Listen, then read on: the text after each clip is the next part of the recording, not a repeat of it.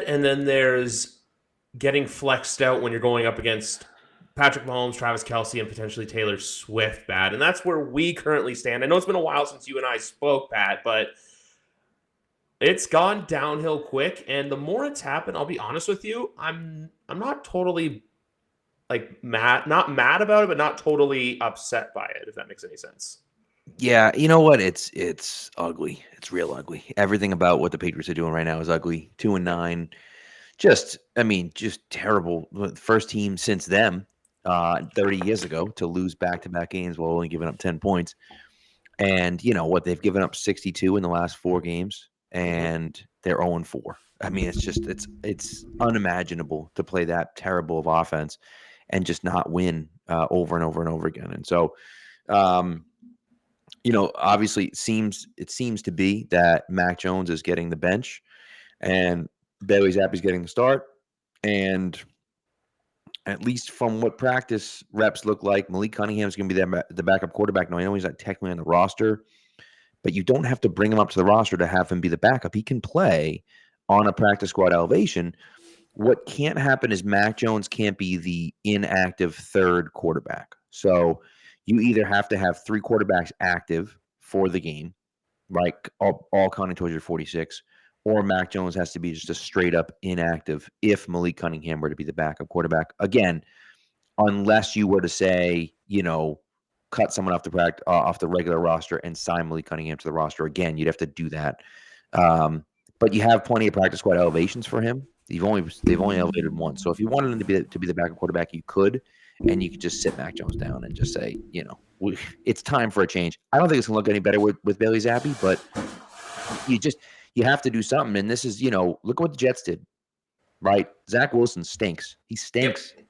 The only quarterback worse than Zach Wilson is freaking Tim Boyle. But like, what are you gonna do? Like, it hasn't worked out with Zach Wilson, so you put in Tim Boyle, and it looks terrible. And you can't run an offense with Tim Boyle. But it's like, dude, just move on, man. Like, we're past that point right now. Just be done with it and move on. So here's my thing with it. One, I think that I'm not going to say checked out, but Mac Jones, more than physically, has just been mentally drained from everything. Where it's just Yeah. it's like when you're having a bad day at work and you make one mistake and you keep overthinking it, so you just keep making mistake after mistake after mistake. Because with this team, it was like, so you and I spoke last before the New Orleans game, and obviously Dallas, that was bad, but the New Orleans was just like, I'm going to take a word for your vocabulary, but like a what are we doing here moment when Yeah. you got torched 34-0, and then Vegas was just on him, but then Buffalo was weird where like that made been a bit of an epiphany, but ever since the Buffalo game, it's kind of just been it's there's been nothing good or to celebrate since the Buffalo game, considering who Yeah. they've lost and now what's been lost. Man, and he just like it's just bad, right? And Mac Jones was the guy that, you thought, okay, he can win with his mind, Yeah. right? He can win with his mind, and that's what's gonna get me there. And just was not the case, right? And hasn't been the case really since his rookie year. And I don't know, I go back to the Bears game last year on Monday Night Football when he was coming off of injury. He Should have never clearly played. wasn't ready. Clearly wasn't ready. Should never have played in that game. And he plays in that game anyways, and he gets benched, and he's getting booed, which is embarrassing. It was embarrassing that they were booing him. They went 3 and out. They ran the ball twice and threw a screen pass on third down, and they got booed off the field. I mean, like, what? And they're chanting for Zappe. It's like, what are we talking about, dude? Like, Yeah. he didn't do anything. He didn't do anything wrong, So like, the screen pass got blown up. He was 0 for 1 passing, but the screen pass got blown up. What's he supposed to do, right? So, you know, you set him up to fail in that situation, and they've kind of done a lot of that, setting him up to fail. But here's the thing, right? If your quarterback can't handle the fans being pissed at him after Zappe came in and played well for 2 weeks, they wanted Zappe to play. Matt came out, didn't look great. You could tell he still was a little hobbled. Then he's getting booed. Well, if he can't handle that, he's not the guy anyways. So, like, that was a big red flag there. And again, I think they screwed him, but that should have been a pretty big red flag for people to say, like, hey, if he can't handle this kid isn't going to be the guy. Exactly, because like even the start last year's start wasn't exactly good. They had the close game against Pittsburgh, where I believe you'll be there next Thursday, correct? Yes, So sir. yes, he'll still be there next Thursday, and then he obviously got hurt in the game against Baltimore, where he didn't look terrible, but then there was a couple wonky picks. But then Green Yeah. Bay game, which you were at, was okay. The Detroit game where we linked up, which hey, Yep. they're wearing the same That's fine. uniform Sunday, so just trying to They sure throw are. that out into the air. But Yep. with this year, though, more than his play, it's just been bad luck everywhere else. Like the fact too that how hobbled the best defenders in the team have been and that they've been Yeah. gone. Your best wide receiver tears his ACL. And when I said earlier that I've kind of accepted it because it was pretty much the Colts game where I was out, I was at a function, but I was still able to watch it. And as soon as the pick happened, that's where I'm kind of like, even the Washington pick in the Colts game, that's where I'm just like, it's done. Because the more I've been hearing this over the last few years, and now I agree with it, I would rather see this team bottom out and be bad than rather constantly be in purgatory. Because when you're in Right. purgatory, it's Yes. just putting off the inevitable. Now it's kind of like it's kind of, I don't want to say scary, but it's kind of like we're truly going into an unknown offseason. I don't think this is like the 2021 offseason where it's because obviously we talked about this. The Pats have a lot of cap money to spend. I believe they're top five. I know them, Chicago, and Washington are in the top five. I think actually those are the top three. I think. Those may be. I might be wrong. They might be the top three. I know Patriots, I think, are 2, 3, or 4, somewhere in there for cap. So having that plus your draft, it's going to be a very interesting offseason to see not only what happens, but who's there to make it happen. Right. Well, and I just think for me, you have to look at it and say, you can't keep Belichick. I mean, Bill's the greatest coach of all time. He's the greatest coach of all time. I don't believe that that's up for debate. However, it's been really, really bad lately. And it's been really bad for a long time. And so, you look at the draft. I mean, just look at the draft process, right? And the talent evaluation piece, and not just the talent evaluation, but also the development, right? Like there were guys that maybe they're not as good, and then you can develop them. The Patriots have done zero development of guys, zero. Like guys have not improved. Even Kyle Duggar, who I thought was going to take a big step forward this year, really hasn't. He's been okay, but he hasn't been great. He hasn't taken that next step to be an elite player, right? And so, Tyquan Thornton can't run a route. He can't run a route. He's in his second year. He can't run a route. And if he can't do that, and the big thing with Belichick, I think, is that his whole career, the biggest thing about him is that he would find these guys, right? Mike Vrabel and, Ninkovich and all these guys, like these guys that were used in Kyle Van Noy is another good example. Like guys that were used in situations where they weren't used to the best of their abilities. And Belichick was able to identify their strengths and their weaknesses and allow them to just do things they were good at and not do things they were bad at. And now it seems like he's doing the exact opposite. And I don't know if it's an Italian evaluation thing. I don't know I have no idea. But like Marte Mapu is the case for me. Like you look at Marte Mapu, and again, I think it's the similar thing with Taekwon. But Marte Mapu should be playing linebacker. He practiced linebacker at the Senior Bowl. He gives you an athletic advantage at linebacker. I understand he's not that big. I get it. But the game is moving away from these big, heavy guys that can, that are like thumpers in the middle. He's a 21st century linebacker. That's what he should be playing. Instead, he's playing deep safety. He doesn't get – now, he has the athleticism to play deep safety if he has to. But he doesn't give you an advantage playing deep safety. He gives you an advantage if he's playing linebacker. And that to me is the biggest difference where it's like, can we take advantage of these things that we have that, these guys can really kind of, show what they have. And he hasn't done that. And I think it's time for a change in there. GM wise, it's time for a change. And coaching wise, it's time for a change. And I think they might have to clean house like completely, like just get rid of all the coaches. Troy Brown 100% needs to go, unfortunately. But you got to move on.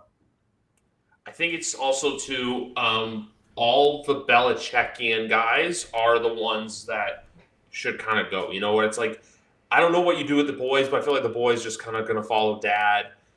Yeah. Basically, anyone kind of with that philosophy too, like the Joe Judges, Cam McCord, I think too.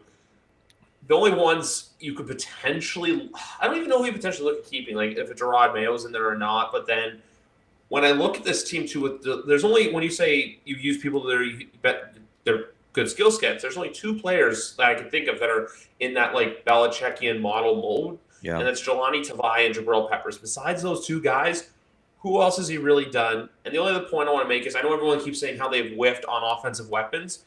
And there was a tweet recently, and you were agreeing a component on this, but I'm going to say this right now: that the best draft pick since 2020 is Christian Barmore. Yeah. Bar none.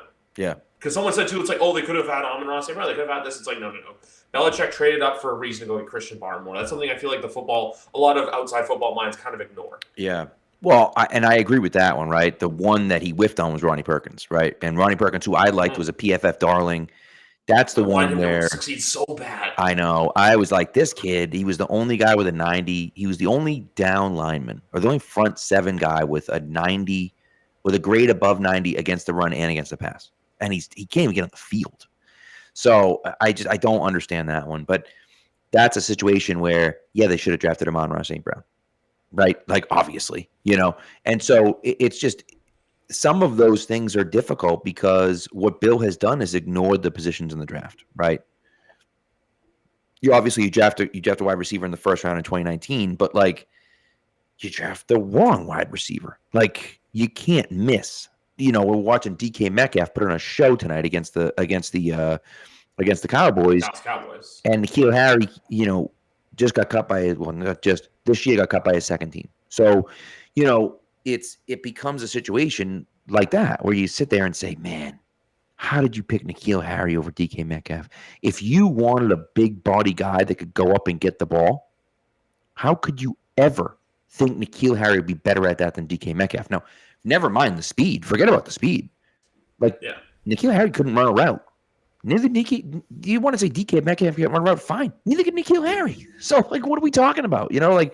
And so that I didn't understand that. I thought AJ Brown and DK Metcalf were clearly above N'Keal Harry. Debo, I wasn't 100% sold on. I was wrong about that one, but I wasn't sold about DK. But those two guys, I wasn't sold about Debo. I'm sorry, but those two guys were clearly better than N'Keal Harry and didn't get drafted above him. So it's a process situation where, and I've said this before, Bill is the guy. So I don't know. I have no idea what the coaching, what the scouting staff is saying. Is the scouting staff sitting there saying, well, we like AJ Brown? And he says, well, but I like N'Keal. Okay, well, what are we going to do? He makes the final selection, and I have no idea. And the thing is that we'll never know because no one's ever going to say whose pick and all this other crap. No one's ever going to say that.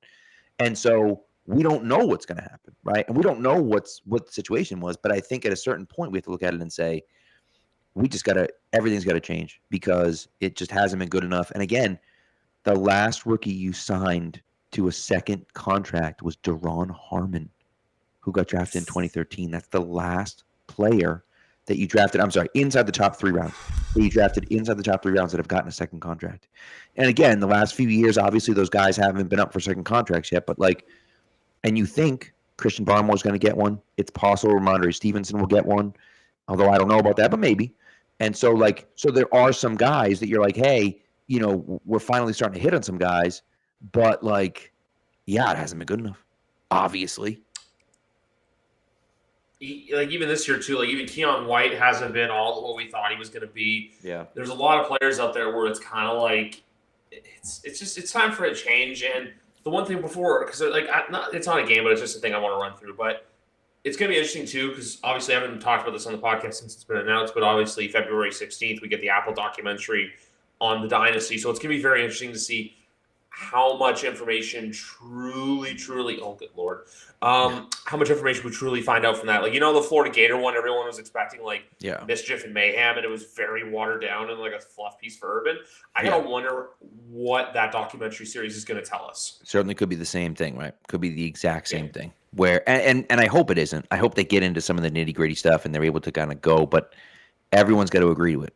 right? And when they agreed to it, Bill Belichick was still the head coach of the Patriots. Now, maybe Bill is saying, I'm walking away. I was walking away no matter what. It didn't matter. This is my last year, and I'm retiring. And maybe that's the case. And so maybe Bill says, "F it, like I'm walking away anyways. Let's do a whole deep dive into it." Right? I just don't know if that's going to happen or not. So we'll see. But I, it is kind of an interesting look into it. By the way, what the hell are these guys doing? They're down by 2 points and they're kicking the extra point. What are they doing? Doesn't make any sense. That's the Dallas Cowboys. I was always going to say Dallas was going to win this game, and then Philly loses Sunday so that it sets up next Sunday night beautifully, where it's for all the marbles. Yeah. But the thing I wanted to run down with you, because obviously we were talking about this team with cap space, but there's 21 players that are free agents, and I have the list. So do you think we could just, if I run through it? Yep. Okay, first up, Hunter Henry, sign, or let's basically re-sign or walk.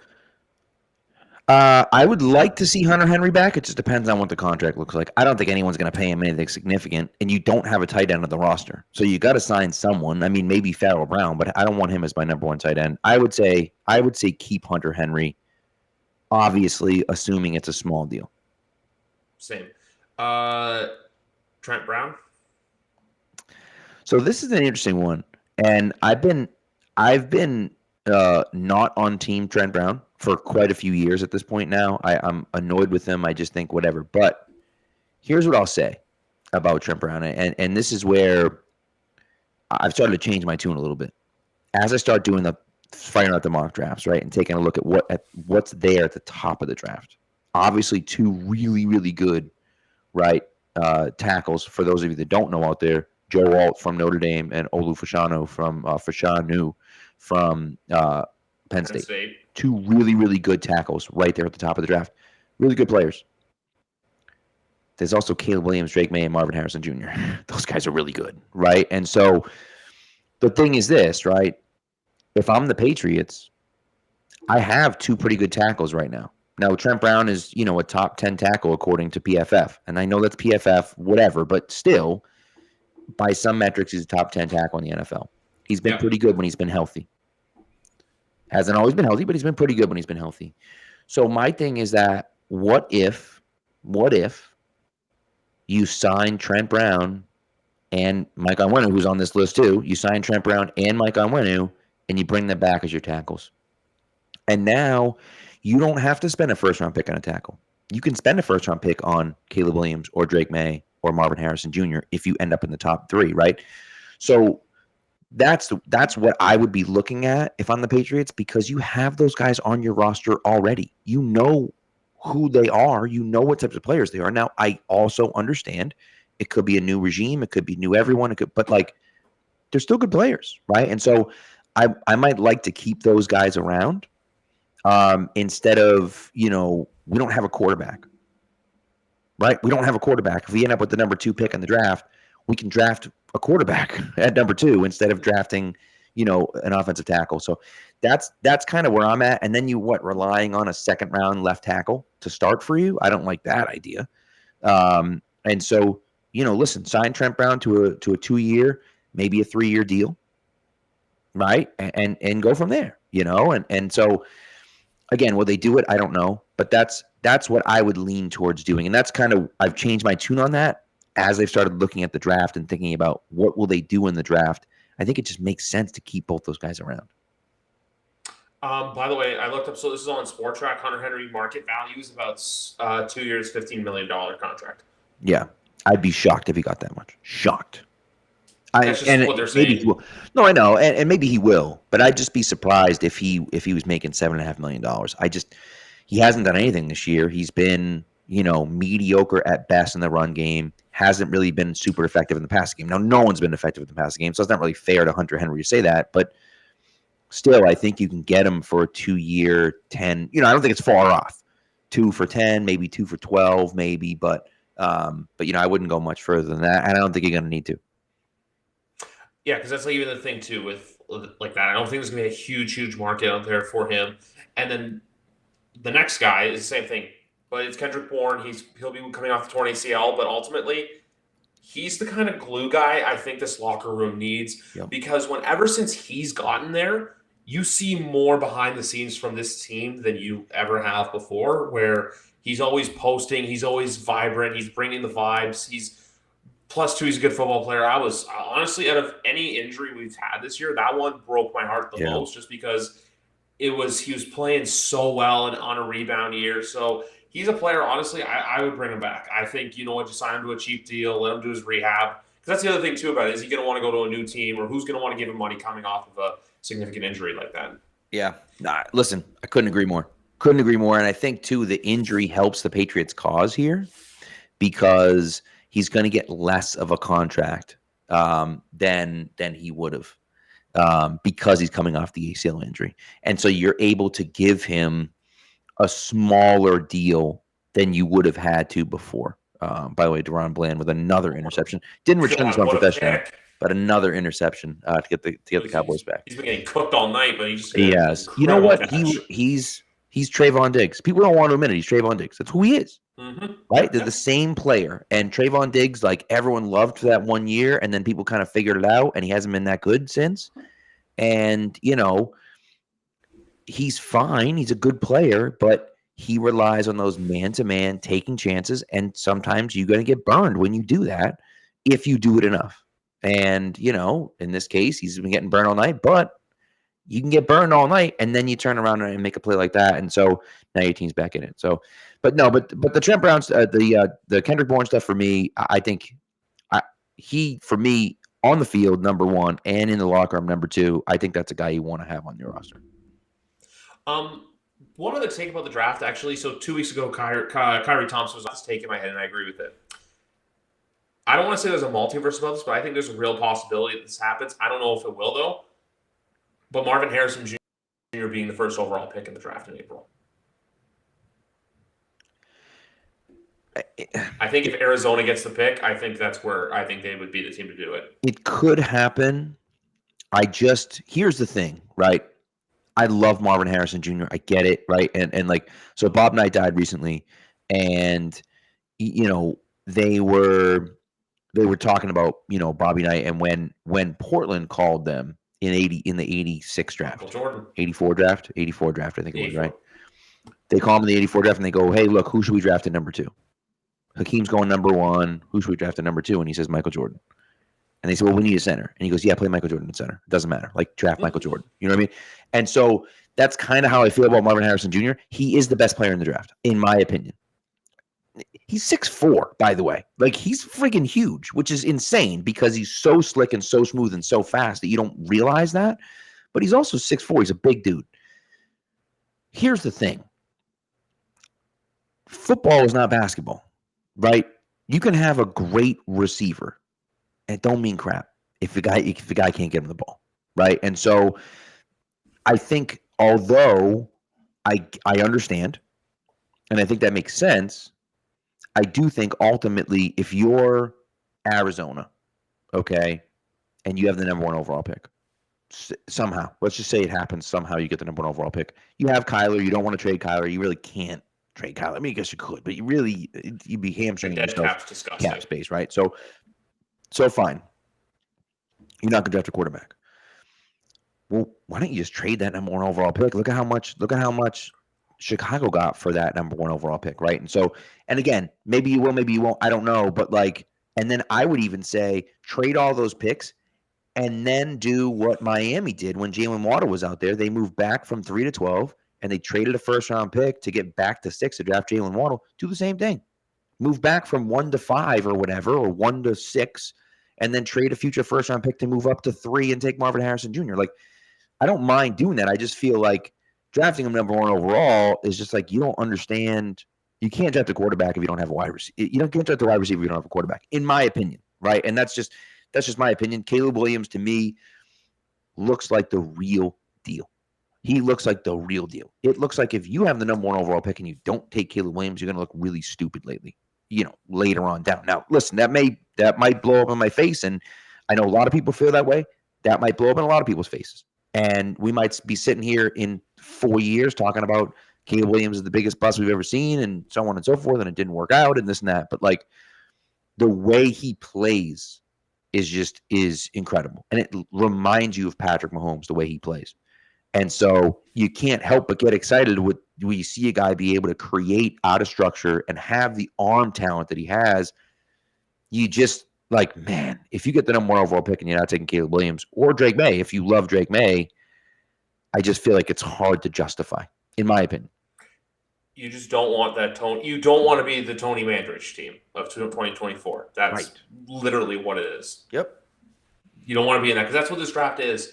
The next player for me, this is a simple let walk, and that's Mike Gesicki. Like he gave us a great moment back in October, but besides that, hasn't done much of anything. So I think that's you let him walk.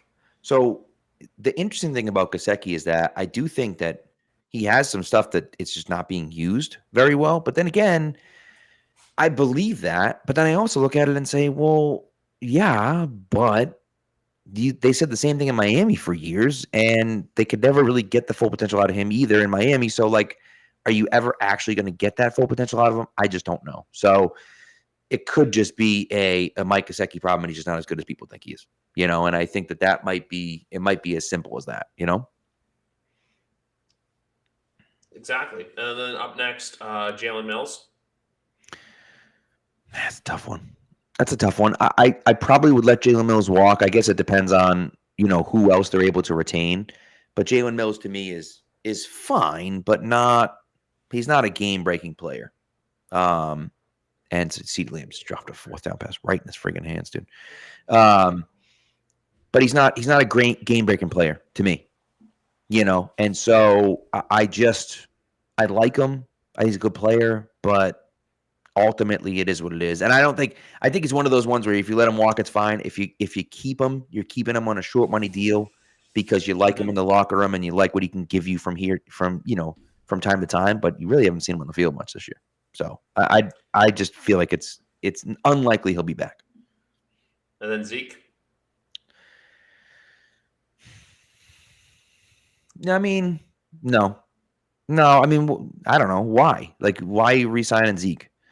You know, like you're drafting. What you should be doing is drafting a young running back, and either you're going to re-sign Ramondre to an extension because you love the guy and you think he's a dominant player, and you know whatever, fine, or you're drafting a guy to try to take over for him.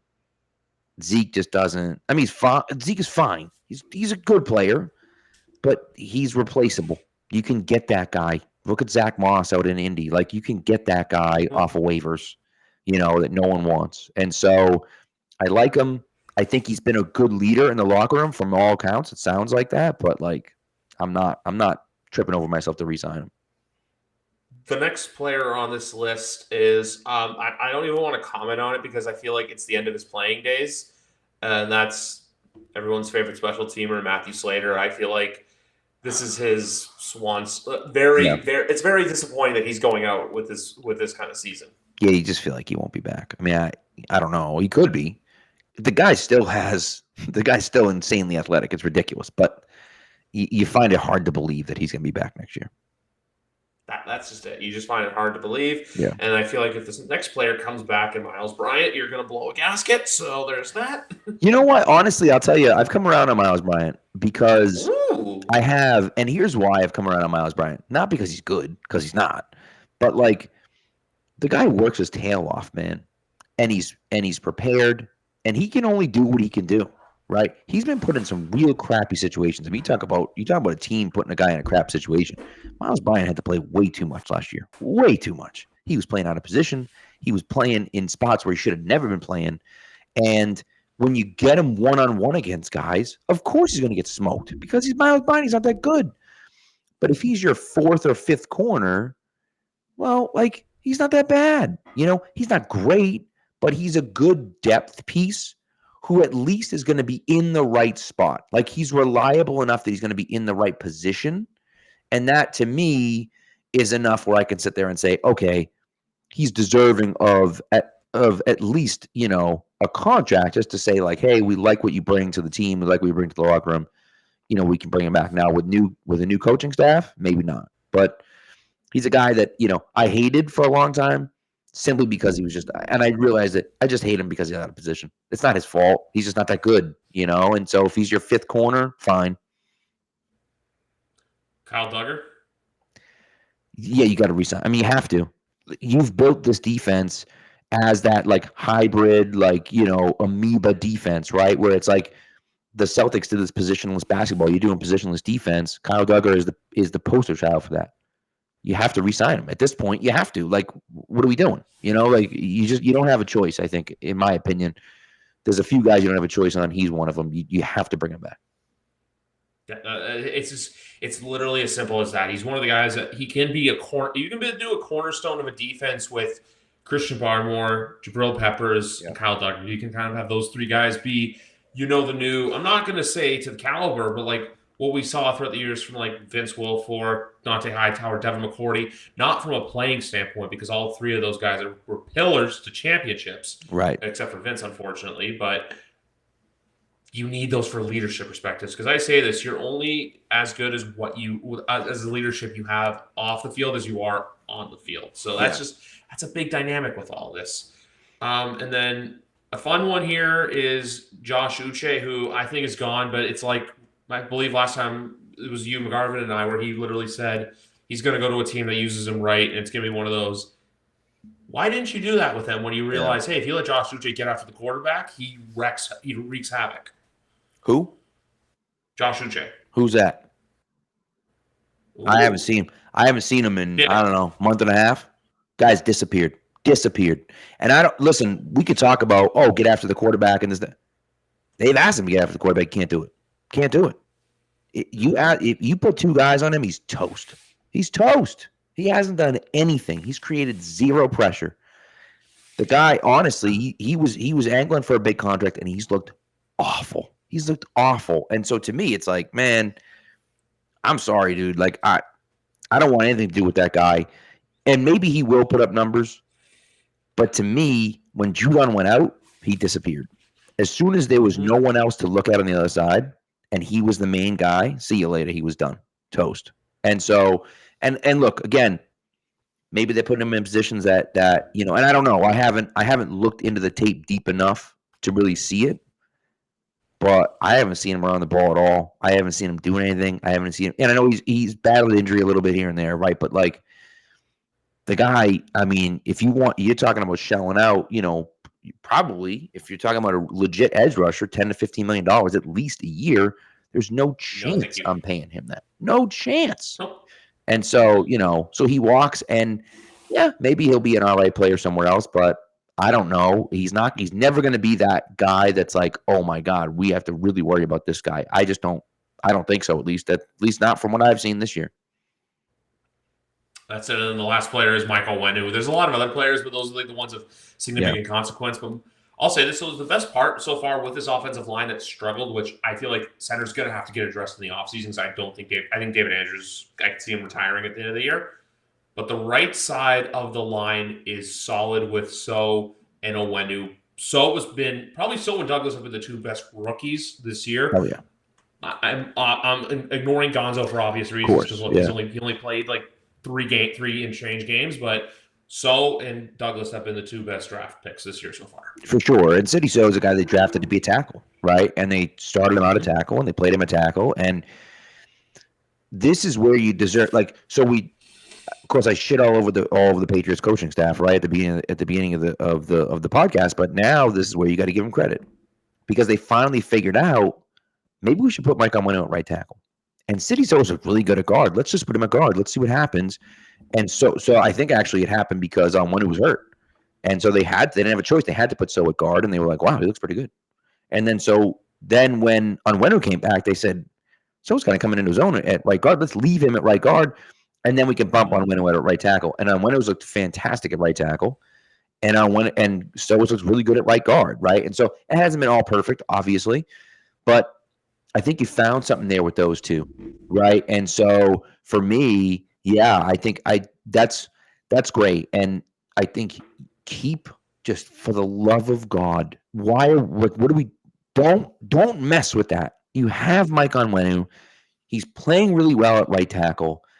You got a right guard next to him. Just freaking re-sign him, please. Like, don't let him walk too. Like you let Joe Tooney and Shaq Mason and Ted Karras. You let all these guys walk, and then you had your cover was bad, and you had no one. So keep him around, and I think that will be really helpful for them. That's just the thing. Like, you have a good thing going. Don't let it go just because of the price tag. Because, like how we were talking about cap space, but this year I feel like it's so much different than 21 because 21 is, hey, you can go out and get who you want to bring in and replace all these players. Meanwhile, this year it's about paying these guys to stay and also to extend as well. Because, look, like we said, Ramondre Stevenson probably going to get an extension, what I would do there is re-sign Ramondre and then probably try to get someone in like round 3 or even round 4 where Ramondre was taken to ultimately replace him as DK Metcalf just gets a hat trick of touchdowns on the night. Another one, dude. I know I'm going up against him in fantasy. I'm not really happy how about it. How about this? I'm in a guillotine league, which I don't know if you know what a guillotine league is, but I'm in, by the way, completely the wrong idea to kick the field goal, but nevertheless, I'm in a guillotine league, and so a guillotine league is a team. The lowest team gets knocked out every week, and then all of their players become free agents. And it's like the free agency is all blind bids. So you have $1,000 for the year, and you got to put in bids for the players. But of course, you don't know who's bidding on who, whatever, right? Yeah. So we're up again. Now it's week 13, right? And so I've survived, and it's with a few buddies at school. So I've survived and this and that, whatever, right? So one of my buddies bid on DK and got him this week. Paid like a decent amount, $30, $35 or whatever, because it's getting towards the end. No one's got a ton of money left, right? Because it's week 13. Yeah. Paid a good amount of money for him, has him. So I'm like, oh my God, DK's killing it tonight. Unbelievable. I go to the live scoring to see. He didn't check his lineup. He forgot to put him in. Oh my God. Bro, he's sitting on his bench. It's a full PPR league, dude. I'm texting with him now. He's like, oh my God. He's like, it's a full PPR league. Right now, DK Metcalf has 37.4 points, dude. And he's sitting on this kid's bench, dude. Good. And it's like, and I'm sitting there like, oh my God, what an absolute nightmare. So, by the way, if I were the Seahawks in that situation, so Seahawks scored, and this is semantics, this is math and whatever. Mm-hmm. And maybe the analytics disagree with me here. You're up 7. You just scored a touchdown to go up 7. You kicked the extra point to go up 8. Fine. I would have gone for 2. You're already up 7. Whatever, dude. Go for 2. If you go for 2, you're up 2 scores. And here's the other thing with that as well. If you worst case scenario, you don't get it, hey, you're up by a touchdown. Best case scenario, you get it, you're up by 9. And that really puts Dallas into a predicament. Correct. It's not good for them. Yep. With New England, though, before we go back to the head coaching situation, I've always fumbled with the idea of should they go for free agency for quarterback or should they go for a rookie quarterback? I'm more sold on the rookie quarterback now just because, like, look, you reset the clock and also with bringing in a free agent is just too costly. And I feel like if this was a few years, if this was like I said, if right now the Patriots were, let's say, if they were 5-6 right now, or 5-7, they do that, it's fine. Hey, they have the year, they go 8-9 again, they go 7-10. It is what it is. But the fact that they're so low, and I feel like because you're in a spot where hopefully you aren't again, that this is like a one-season blip. I'm not trying to say that the Patriots are going to be this great team next year, but hey, they're a team next year that they have no expectation to play with. Yep. And also, they're playing with house money for next regular season. So if you do that, it's like, hey, great. Yeah. But with you, what is the rookie quarterback you're eyeing the most? So it's a good question. So just because you mentioned the draft, possibly signing a guy, right? To me, Kirk Cousins was that. Kirk Cousins was that guy. Kirk Cousins was that guy, and so he tears his Achilles. I don't know if he's gonna be back for week 1. You can't rely on that guy, right? If you had a top 5 pick, now you're talking about possibly getting Marvin Harrison Jr., bringing him into that offense. You bring in a quarterback and you draft a quarterback in the 2nd or 3rd round and kind of see if you can develop them, right? Sign Kirk Cousins to a 2-year deal or whatever the case may be. So, anyways, the guy for me is Caleb Williams. That's the guy. He's the guy. He's number 1 on my list. I just think, again, like He's got all of the traits. And so, and all right, are some of the things a little wonky? Sure. Do I wish he played, better in some big games? Sure. But like, it's all there. It's there. You can see it. Now, like Josh Allen couldn't hit water if he fell out of a boat when he came into the league, right? But he had these talent, these skills that you just can't teach, the physical traits that he had. You can't teach what Caleb Williams has. You can't. Now, you can coach him up to become better than he is right now, but you can't teach some of the stuff that he can do. So to me, I look at it and think, all right, like get Caleb Williams in here. And, and that's the number one guy for me. Now, again, I don't know if that will work out, but that's the number one guy. I like Drake May too. I haven't watched a ton of Drake May, but, it looks pretty good. Michael Penix Jr. is fine. He doesn't have quite, he has a really good arm, which is interesting because he's a lefty. So a lot of people think like he doesn't have a good arm, but he does. But he doesn't have the athletic ability that a guy like Caleb Williams has, right? So like, yeah, he's good, but he's not like, oh my God, this guy's incredible, right? So Caleb Williams is that guy. He comes in, changes your franchise day one, right? Mm-hmm. And so, that for me, those are the guys I'm betting on. I love Jaden Daniels too. I think he's a really interesting guy. I don't know how well he sees the field. That's the problem that I have with him. I don't know how well he sees the field in the middle of the field. He's able to make some really nice downfield throws. He has a great deep ball. He throws the ball well down the field. I don't know how well he reads the middle of the field. And we've seen with Justin Fields. And look, you can put guys in situations, right? I think that Lamar early in his career struggled to see the ball down the middle of the field, and he's gotten much better at that. And he was such a good runner that it kind of, it balanced out. And so you have to use him in a way that makes that possible. But I don't know. I don't hate the idea of taking a guy like Jaden Daniels. I'm not taking him in the top 10, but I would trade back into the first round like they did for Lamar Jackson for him. Fine. I'll take a guy at, say I take Marvin Harrison Jr. at 3, and then I trade 35 or whatever. I think, assuming that they're still at 3, I trade 35 and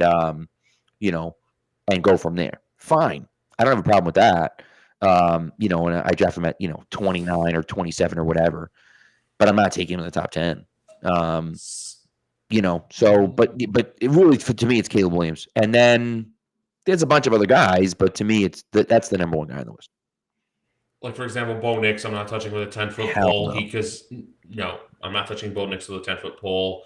The other one, Carson Beck's probably going to stay in school. I don't know if you saw that today, but getting a goofy amount of money to stay at Georgia for another year.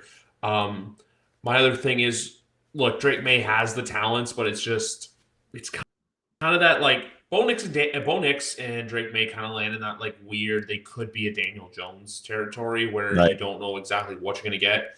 I like Michael Penix Jr. personally, but I just not for the Patriots. And then Jaden Daniels, I like him, but I do not like him at 3. I will say that right now. If the Patriots were picking 10, 11, or 12, you take that shot. You do not take it within the top 5, because if you look at this draft realistically from a top 5 standpoint, it should go a combination of May or Williams, depending on what you want, then Maserati Marv, and then you said it earlier, I'm not even going to attempt to say his name, the tackle from Penn State, because I feel like that's who Chicago's probably going to take with their second pick. Probably if they land at 4 or 5. And then Washington's kind of the weird wild card, but I feel like you'd probably go Joe Alt considering how bad that offensive line is in Washington. Agree. So we'll have to wait and see. But with this team overall, like, I agree with everything you were saying there. And then Jaden Daniels, you know what? My only fear with trading back in the first round to draft him would be teams that their Patriots are calling are going to know right away what their ideas are. So they would try to probably get them to give up a little bit more than they should. Kind of like what the Bears did in 2017 to jump up to get Trubisky. That's my only worry.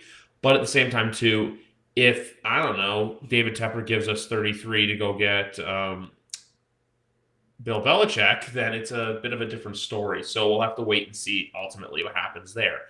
And then with Bill Belichick, if you were to pick his replacement right now, I don't want to ask for like a certain guy, but is there like a top 3 you're kind of brewing with on who you could potentially do it? Because I don't think it's going to be as big as what it is to replace Tom Brady, but it's still going to be very big shoes to fill.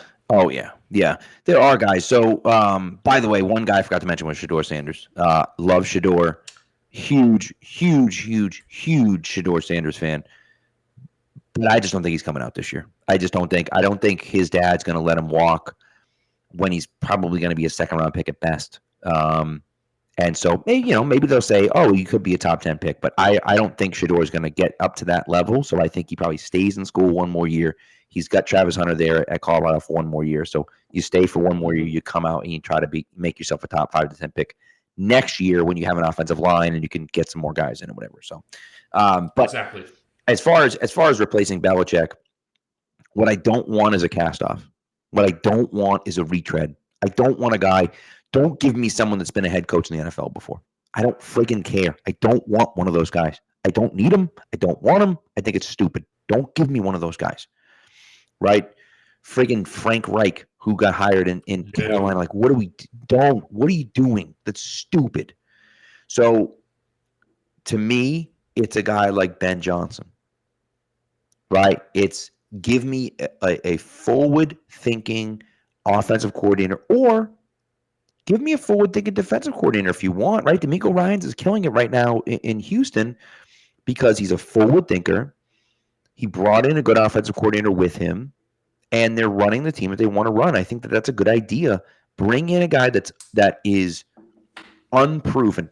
And that's a little dangerous. I get it. It's a little dangerous, but you got to trust your gut. If you're Robert Kraft, you have to trust yourself. You've been around football long enough to be able to understand when a guy knows what he's doing and when a guy's a snake oil salesman and doesn't know what he's doing, right? So, find a guy that knows what he's doing, try to bring him in and see what you can do, right?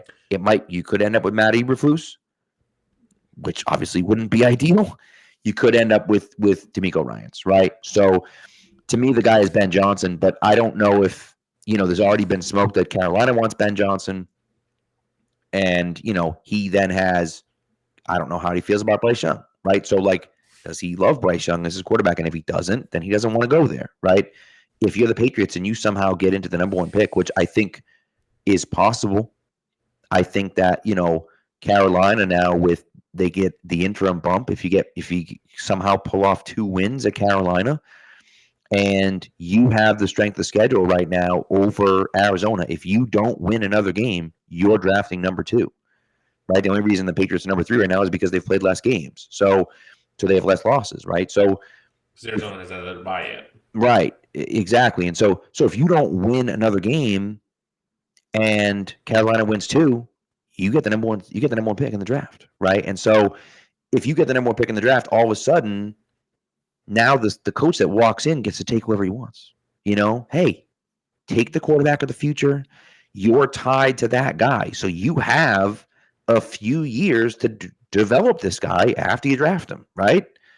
There you go, right? And so to me, I think that's what you could do. I like Ben Johnson, but again, just give me a 21st century coach. Give me someone that's thinking outside the box, that's forward thinking, that's revolutionizing the game, that understands what's happening right now. That's what I want.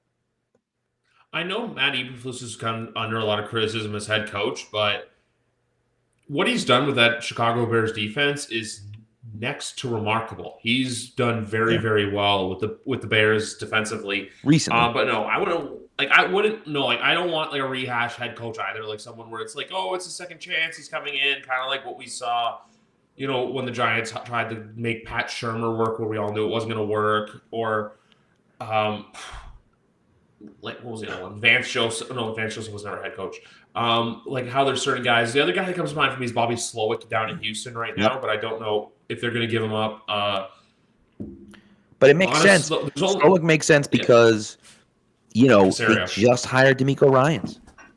If they're keeping him on, they're keeping him on as the offensive coordinator. They might be able to give him a bump and say, hey, we'll give you some extra money to stay as the offensive coordinator. But they can't say, well, you're going to take over eventually. That doesn't – no, you're not, right? And he might say, no, I want to stick around and be with C.J. Stroud and be with DeMeco Ryans and do this. But, I don't know. I feel like every guy wants his shot, and that could be a shot, because even another guy who's done really well this year as a head coach from a forward-thinking perspective, I feel like has been very under the radar too, is Shane Steichen. I'm not saying like obviously they're going to lure him away from Indy, but I just wanted to throw out another example of like Right. the Colts are 6-5 right now with Gardner Minshew at quarterback, and they beat us in one of the most boring games of the year. So Yeah. take the credit with what it's due. The only head coach that I would want the rehash I would consider is Mike Vrabel. Besides that, no. Just I only say Vrabel just because of the connection to the team, but at the same time too, I feel like that could be more bad than good. Yeah, I can see that. I just like how are they playing right now?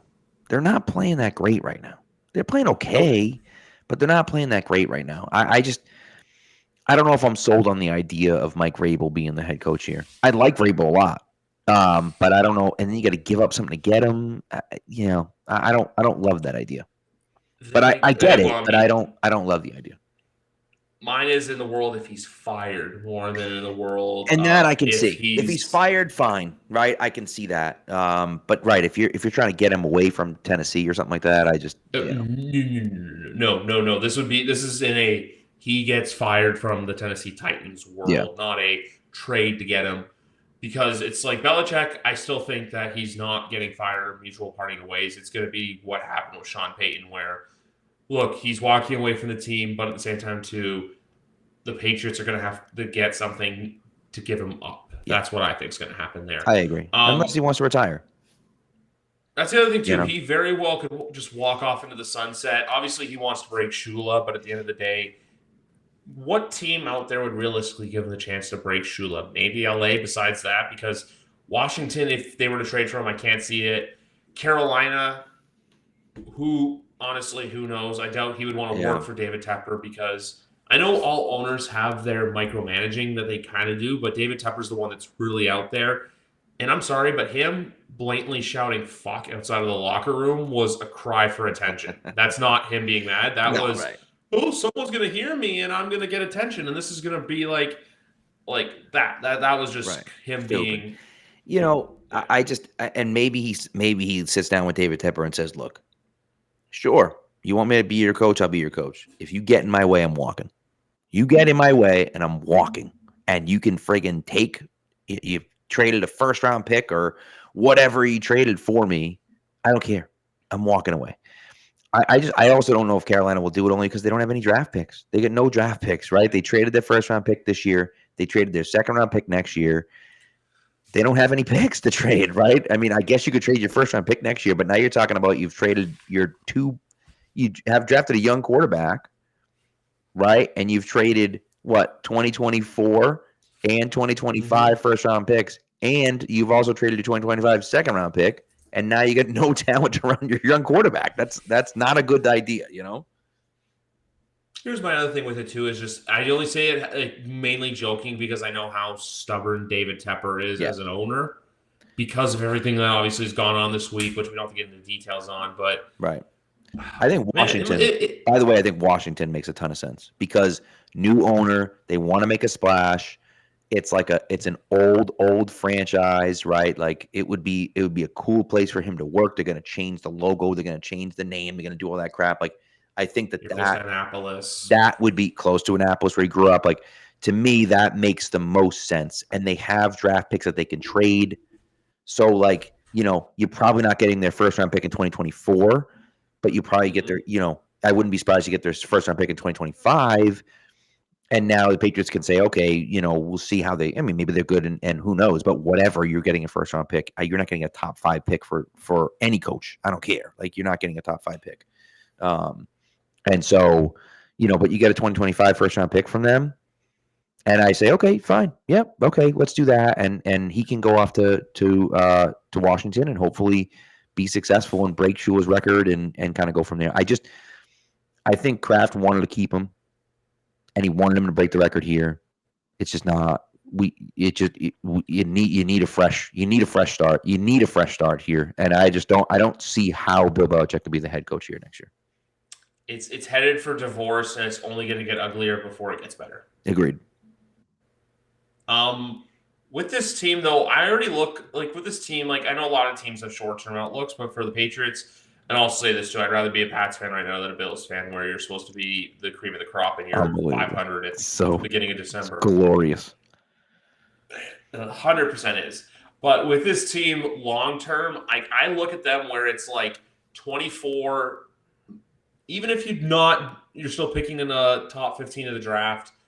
Be remotely competitive. Like if next year is a 6-win year, I'll be like okay with it. I know we've come a long way, and there's a lot of people out there right now that are going to be hearing this, being like, "Oh my God, he's saying this," but at the same time, too, you have to be realistic. So if next year's like 6-11 or 7-10 or 8-9, all the power to them. And then 25 or 26, I think is like by 26, I think they have to be back in the playoff mix. That's my honest to God opinion. To me, it just depends on what you do, right? If you draft a rookie quarterback and you struggle next year because your rookie quarterback isn't that great, okay, I get it, right? 1 year, and then he's got to be better the next year, right? Yeah.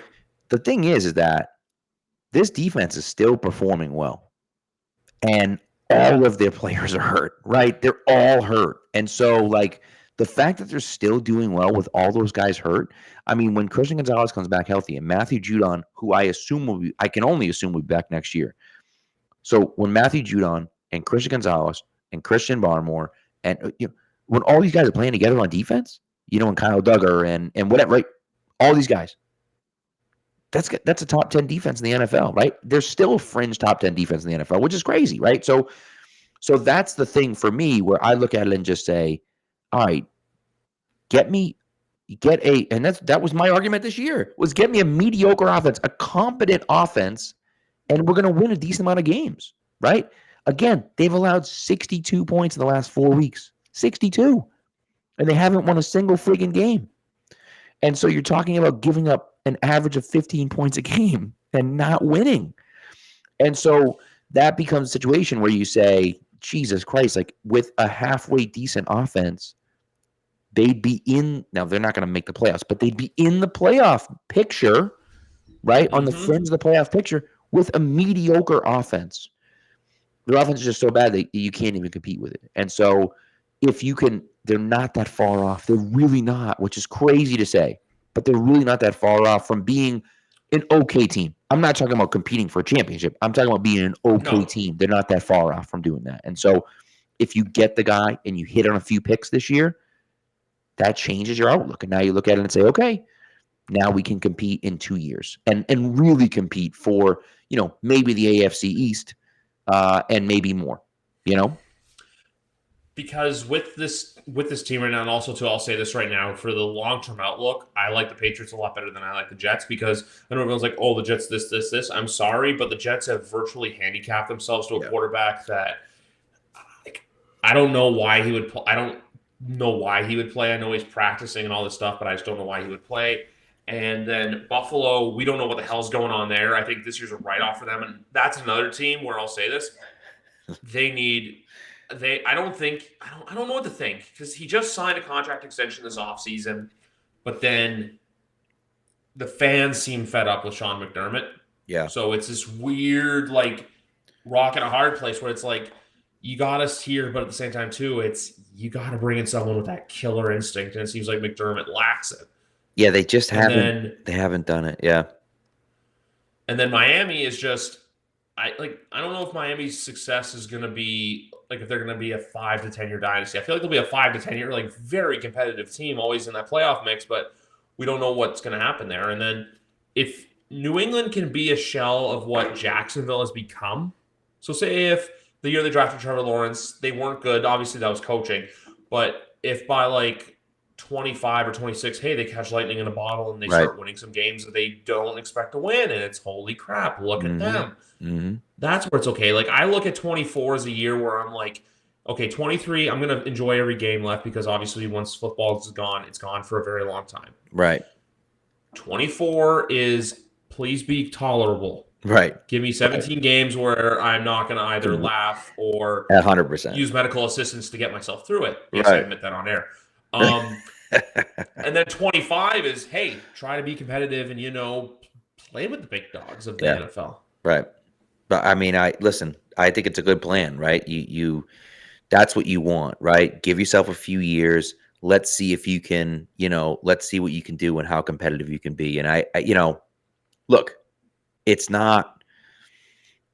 We're not talking about competing for championships anytime soon, but No. I do think when you look at the long-term outlet, you're not wrong. Like, imagine being a Bills fan. Imagine being a Bills fan. The Patriots suck. They have dominated you for 20 years, and they finally suck. And now, after all this time, it's your time. It's your time. And you're not even the best team in your division. And right now, you might not even make the playoffs. Imagine if they don't make the playoffs. So that's the thing for me where I'm like, man, being a Bills fan's got to be tough, dude. And they're going through it right now. They're going through it right now, and they don't have an easy schedule coming through the rest of the way. So they can still make the playoffs. It's still possible to make the playoffs, but it becomes tricky to kind of sit there and say, I don't know if they're gonna or not. So that's it. It's interesting. I'm curious to see what's gonna happen. Miami's really good. Miami's good, and the Jets have a really good defense. And so if the Jets have a good defense, and Miami plays the offense that Miami has, look, I mean, I can see it. I can see it where Miami can do it, and be that good. But we'll see. I just look at Buffalo right now. It's like you've done too many mistakes, because if you look at Buffalo, because like from their Jacksonville game, obviously, look, they're another team decimated by injuries, but nearly losing to Tyrod Taylor for them, inexcusable. Almost having the Tampa Bay Buccaneers throw a Hail Mary on you. I know. Yeah. And then you also, here's the other kickers as well for them. You lost to the Patriots. You lost to the Broncos, which I have not mentioned this on air, but I'll mention this right now. But a Bills podcaster named Joe Miller offered me his tickets. He was out of town for business work. Offered me his tickets for that game. I couldn't make it because of work, but I could have been there for the Broncos game. And then and then after the Jets game, I'm like, hey, they're back. And then Philly pulled a rabbit out of their ass and found a way to beat them. So I'll say this right now. Their games, like if you look at their schedule coming up, instead of looking at their games coming up, because we know it, how funny would this be? New Year's Eve, Patriots and Bills in Orchard Park. Buffalo has to win to get in, but New England somehow finds a way to either make it competitive or F's around and beats them, and that's what's their ultimate dagger. That's something I feel like I could ride off into the postseason, like being like, we eliminated the Bills from the playoff contention. That's just a random, very dark thought I just thought of. Right. I mean, it's interesting, isn't it? Like it's funny stuff, man. It's funny stuff to think about. And so, but yeah, I don't know. I think it is, yeah, I don't know. I don't know. I go back and forth on kind of where it goes, but look, I'd love to do it. So it would be fun, Let's eliminate some teams. Let's be a spoiler. Maybe 1 week. The hard thing is that you don't want to look back and say, shoot, like, playing spoiler something we shouldn't have. Draft pick. Right. Like the Jets. Think about the Jets in 2020. Mm-hmm. If they don't win the last game of the season, they get Trevor Lawrence. Instead, they end up with Zach Wilson. So, like, it's a big difference. Bailey Zappe versus Tim Boyle is going to set football back to like 1950. Oh my God. So far. It's going to be unbelievable. But, we'll see what happens. And then I got to ask you, week 15, obviously getting flexed out of Monday Night Football, it sucks. But from a person, like, you're at every single Pats game. Like, yep. I don't know what so happy. Well, I mean, you don't have to get home from school early Monday Night rush Football, to the stadium. Like, I would have loved to have been on Monday Night Football, but at the same time, too, I'm just like, either the Patriots are really that bad, or they're just like, they know it's going to be bad, like from an ass-whooping standpoint, to where it's just like, we got to get this game out of it. So the few reasons, right? Number one, the Patriots are playing three straight primetime games. And I don't think that Christmas Eve one is a flex either, because it's NFL Network. It's not NBC. Well, it's too late anyway. Yeah, you're right. I don't think you can flex that one out. So yeah, because it's Sunday night. Although I guess, I don't know. It doesn't matter. Either way, they're probably not going to flex that one out. Yeah. You don't need the Patriots 3 straight weeks. You just don't. I'm sorry. You don't need it. Nope. And so, it becomes that situation. So I get it. From that perspective, I understand. Like, you don't need the Patriots 3 straight weeks. Mm-hmm. They're not good right now. And I understand taking the Monday night game now. Of course, people are like, it's the first one ever. And I'm like, well, yeah, but you've literally been able to do it for 5 weeks. Like, it's like, come on, So, but yeah, and by the way, the fact that they changed it, we're talking it's 2.5 weeks away. And they changed it. That's insane to me. Like, I can see changing it a month out, because the Thursday night game, you have to do it a month in advance.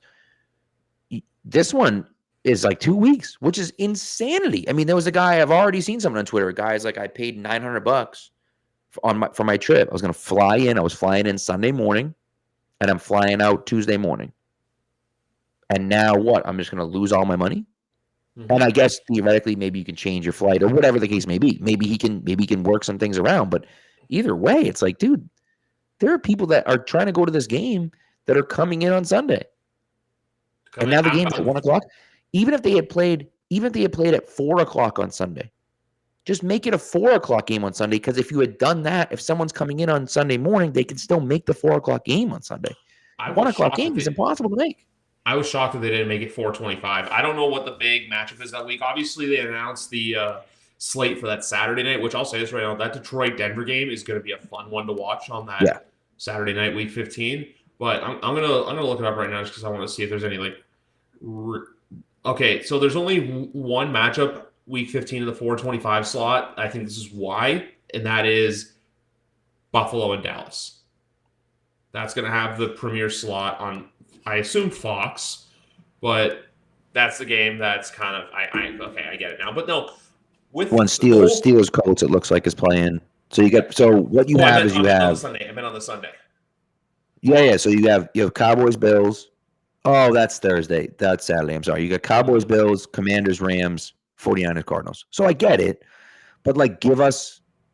I just feel like it was stupid. What are we doing 1:00? I mean, I don't know. Whatever. It is what it is. It's fine. But I didn't get it. And it's clearly the NFL just doesn't give a shit about the fans. They don't care. They don't care about the fans. It doesn't matter. So, but I'll say this as well. I feel like they won't ever change a Thursday night game because of the player safety aspects, because it's too much. But then also, I feel like for I always get weirded out by these guys with the big ass helmets in Dallas, the super fans there. But with the changing Thursday, though, more than screwing up the fans, because you're really screwing them up them. It's more the less just a general, like, you're going to get bad backlash because if things change. So I feel like Thursday nights won't ever change. I feel like Sunday to Monday is the easier one. At least if you have a month, you can maybe figure some things out, right?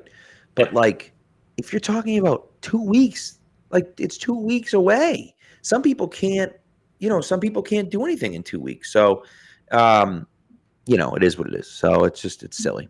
But anyways, as Dallas takes over again, by the way, I have a $5 bet. So FanDuel does a $5 same game parlay like every Thursday night, where it's just free. If you lose, you get the money back.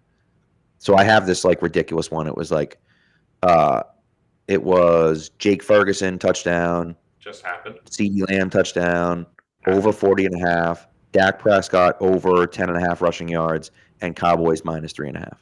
So I tease some of those things down, obviously, right? But it's like $5 to win like 75.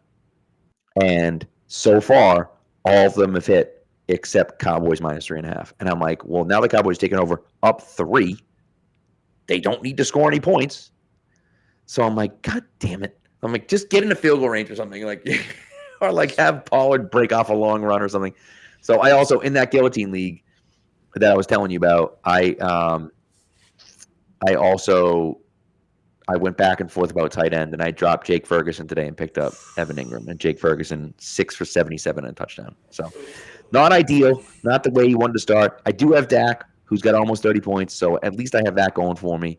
But losing 20 points from my tight end is not ideal. Not ideal. Luckily, I'm going in like another league. I have Smith and Jigbo's got 13, and then I'm going up against Tyler Lockett and Cook. So It's Yeah. all the thing. It's just the one league that I'm actually have a chance at winning. I'm playing the guy that has Metcalf, so I'm just like, crap. Oh, CD, And one of go. my Come on, CD. In field goal range, baby. Let's go. Let's go. I need get the it. I wheels need the going. 3.5. So I Do love it. it. 3.5 for Pat. We love it.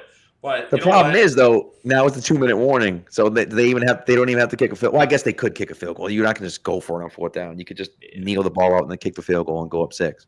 Yeah. Before we go though, honest prediction for Sunday. Anyways. What do you think is going to happen? All right, here's what's crazy. You ready for this? Okay. I think the Patriots are going to win Sunday. And here's why I think the Patriots are going to win Sunday. For no logical reason whatsoever. I think the Patriots are terrible. I think the Patriots, not that they want to lose, but I think that they also understand that they probably don't need to win. Yeah. Right? I think the Chargers are the worst coach team in the NFL. Brandon Staley's a friggin' joke. And I think that now that we've all accepted the Patriots stink, and we've all kind of accepted the fact that they're tanking and they're not going to do well, this is the game where just kidding. We're going to play really well, and we're going to get a pick 6 on defense, and Ramondre's going to run for 2 touchdowns or something stupid, or not, right? Or Chargers are going to score 13 points, and the Patriots are going to win 17-13 or something stupid like that. I just have this bad feeling that now that we've all accepted that they're going to tank, that they're going to win, and then we're like, God damn it! All right, fine, I guess, but what the hell, So, and look, I think realistically they're going to lose, but I can see that happening just because it's the freaking Chargers, and the Chargers are just the worst, dude. And they're coming West Coast team playing at 1:00. Their coach is clearly going to get fired at the end of the year. I just feel it's a recipe for a disaster for that team, and I wouldn't be surprised to see the Patriots pull off the win. I've got a fun little scenario for you for the next few weeks. They win Sunday. They find a way to win on Thursday against the Steelers just because if that game's going to be a who wins the turnover battle. And yep. But then, and it's like, hey, Kansas City, they're going to look good. And then they get blown out by 25 at home to the Chiefs on that Sunday afternoon. And then, so at that point, they're sitting at 4-10. And then the last 3 games, they kind of, I think there's a roadmap here. I think I wouldn't be shocked if they went 5-12 on the year, where they go they freaking go 3-3 the rest of the regular season. I wouldn't be shocked if they did that. Win the next 2 and then lose to the Broncos and the Bills, and then you beat the Jets week 18 just because. And that's Bill Belichick's swan song. I know every Jets fan right now is oh, I can't wait to beat Belichick in his last thing, but Belichick going out and beating the Jets is just, it feels like such a Belichickian thing to do that I can see. I agree with that. I agree with. But it's but then it's hard. Now you're picking what, 8th, 9th? What the hell good is that? I know. I don't think this is going to happen. Realistically, I'm not rooting for them to lose. I'm always going to root for them to win. But if they end up losing, I'm kind of you know what? You just kind of take it on the chin where you're it is what it is. I mean, listen, if you're going to suck, this is the way you want to do it. You want to be the worst team in the league. If you're going to suck anyways, why be 6-10 or 6-11, I guess now? Be the worst team in the league, because then you get the number 1 overall pick. You know what I mean? It's like Will Ferrell in semi-pro trying to get the guys from not scoring baskets because you didn't have the corn dogs to give away to the fans. Right. Yep. So, but anyways, all right. This is fun, man. Thanks for having me on again. I appreciate it. Always love coming through. There's a lot this offseason I feel like is going to be a very fun one to chat, just because there's so many different avenues. There's so many different things. The only thing I'm going to say right now, and I trust the team to not do this, is to do what the Panthers did, where you go out and sign a bunch of mid-level talents. I feel like if they're going to go free agency, you got to go big game hunting for say if they're going to go quarterback. Right.